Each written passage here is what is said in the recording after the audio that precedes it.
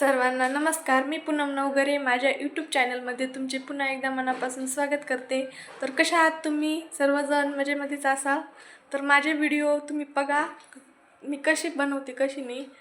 तर चला मग कंटिन्यू करा व्हिडिओ. माझ्या चॅनलला सबस्क्राईब करा, नवीन असाल तर लाईक करा, शेअर करा. तर मग मी सर्व कामं हे आवरून घेतली. त्याच्यानंतर लागले मी लगेच बाजरीचं दळण करायला. बाजरीच्या दळणामध्ये इतके बेकार कडे होते ना, सांगू नका. पूर्ण मातीचे कडे होते, त्याच्यामुळं मान पण हे पण पूर्ण दुखत होतं. कोण गेलं? दीदी काय करते? लढू नको. का बरं लढतो मग? हां, अभ्यास करायचं कंटाळा यायला? हां नाही, मग काय होते?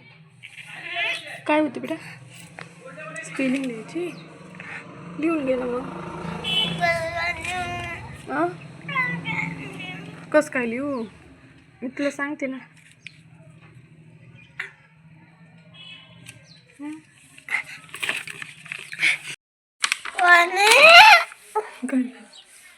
अगोदरच मला बाजरीचं दळण करायचा खरंच खूप कंटाळा येतो, कारण की ते बारीक राहतं, त्याला चाळता बी येत नाही, काहीच नाही. गव्हाचं दळण राहिलं म्हणजे कसं आपण चाळून पण घेऊ शकतो.